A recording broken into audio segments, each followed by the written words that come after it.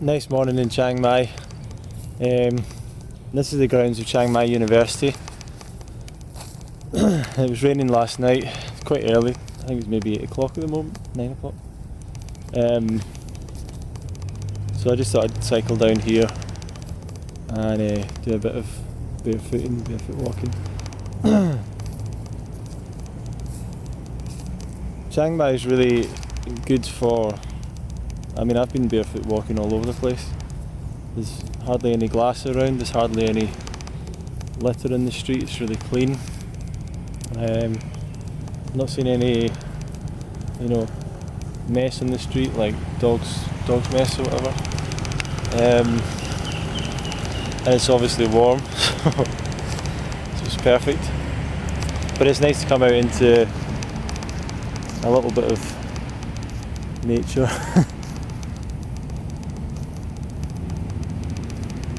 And I do really think that a lot of problems are caused, especially with feet and with your back and alignment and everything else,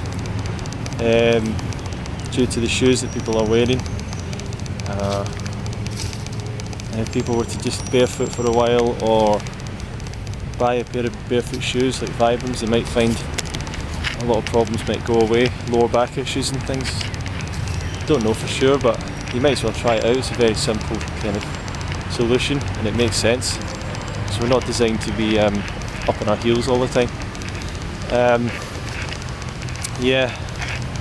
We all know that high heel shoes cause a problem, and I've always thought high heel shoes are crazy.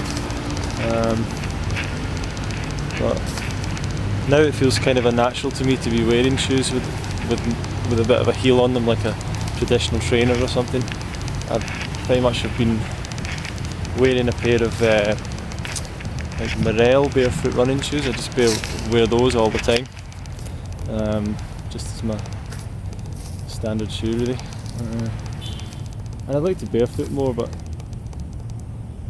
I need to build up a bit of confidence for that. But maybe in the summer, but people, it's kind of people are a bit shocked by it, or annoyed by it. Some really nice flowers over here as well.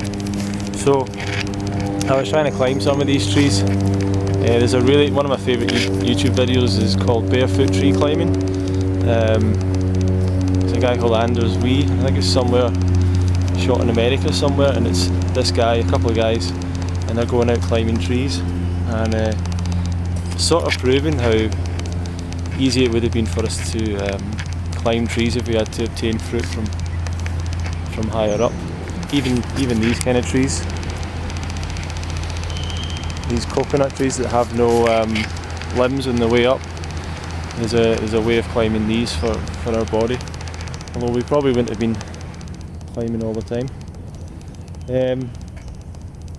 Another interesting thing I saw the other day was a documentary on gorillas and bonobos and chimpanzees, and it was set in the Congo where all these come from, and they were trying to find out or figure out, once again it's on YouTube, trying to figure out where the origins of man were and trying to find evidence of us coming from the same region as our most closest ancestors. Not ancestors, but most closest kind of relatives in the ape kingdom.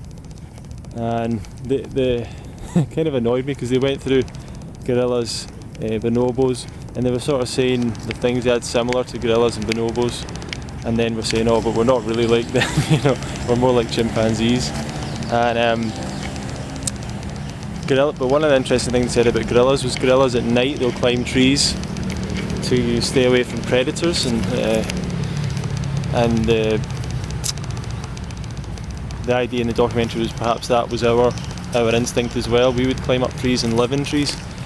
It also made me think about that natural reaction a lot of people have when they fall asleep or they're about to fall asleep, where you literally feel like you're falling and you jerk yourself awake. And it made me think, well, that would make sense if we were tree sleepers, if we slept in the trees, slept up on high branches. And the guy also said this probably makes sense and in line with our, like a lot of people have their bedroom on the top of the house, or they'll go upstairs to bed, or they'll go up, you know, in a hotel. We build our houses quite high up sometimes, in flats and things. So yeah, it seems to make sense, that, and I think it'd be great to climb up into a tree. But imagine people in our society trying to climb a tree. It just wouldn't work. But that would be nice to try, and if you were doing that from when you were a kid, I suppose it would be easy. But yeah. So what are these? Looks like a coconut palm. Some berries. So yeah, just wanted to put a few thoughts. But yeah, and furthermore, the documentary, it was sort of saying, oh, we're not like the peace-loving bonobo. Bonobo, I don't know a huge amount about this, but the bonobos, in terms of its gut and digestive tract, is much more like ours. Once again, I'm not an expert, but I think it's pretty much exactly the same as ours. And yet they're saying, oh, we're not like the bonobo who can stand upright and, you know, and has sex outside of reproduction, like as a social thing, or a can't remember the word. Like they just do it because they enjoy it, you know what I mean? And it went on to chimpanzees, and it's like this horrible tale of like chimpanzee teenagers that go out and when they're teenagers, they leave their group and they go out in this